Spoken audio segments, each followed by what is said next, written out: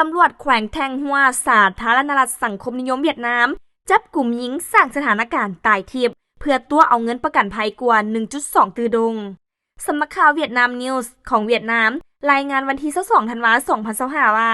เจ้าหน้าที่ตำรวจแขวงแทงฮัวสาธารณรัฐสังคมนิยมเวียดนามได้เปิดเผยคดีส่อโกงทรัพย์แบบแนบเนียนกรณีมีหญิงคนหนึ่งที่ถูกแจ้งว่าเสียชีวิตไปแล้วเมื่อ5 ปีก่อนได้ปรากฏตัวคืนใหม่และเข้ายื่นคำร้องขอยกเลิกใบมรณบัตรหลังจากที่ตัวเอาเงินประกันภัยไปหลายกว่า 1.2 ตือดงหรือประมาณ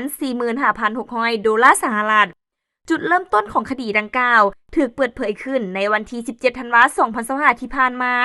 ตำรวจภาคส่วนเกี่ยวข้องได้รับแจ้งความจากคณะกรรมการประชาชนขันแขวงกวางจุงว่ามีหญิงคนหนึ่งชื่อว่านางเหงียนทีทูเกิดปี 1984 ได้มาติดต่อเพื่อขอยกเลิกการจดทะเบียนการเสียชีวิตของตนเองผ่านการตรวจสอบเบื้องต้นเจ้าหน้าที่พบว่านางแม่นบุคคลเดียวกันกับผู้ที่ถูกแจ้งว่าเสียชีวิตไปแล้วในปี 2020 ผ่านการสืบสวนนางทูได้สารภาพว่า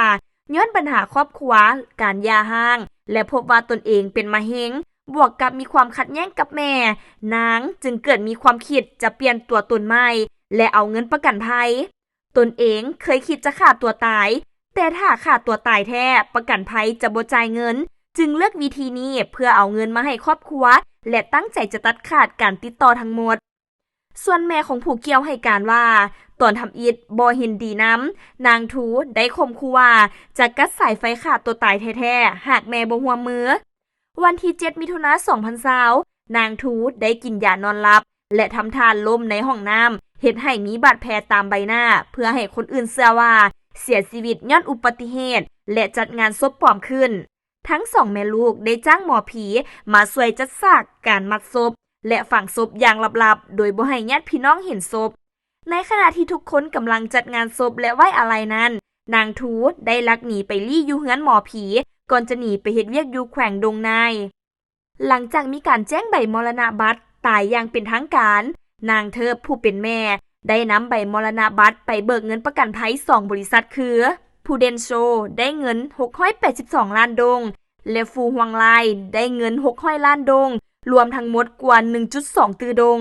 จากนั้นแม่ได้ส่งเงินให้นางทูเพื่อนำไปลงทุนในอสังหาริมทรัพย์และการลงทุนด้าน AI ผ่านบัญชีของบุคคลที่3เพื่อปกปิดอำพรางปัจจุบันองค์การสืบสวนสอบสวนตำรวจแขวงแทงฮัวได้มีคำสั่งกักตัวชั่วคราวทั้งนางทูและนางเทิบในข้อหาส่อโกงประกันภัยและกำลังขยายผลการสืบสวนหาผู้ที่มีส่วนเกี่ยวข้องเพิ่มเติม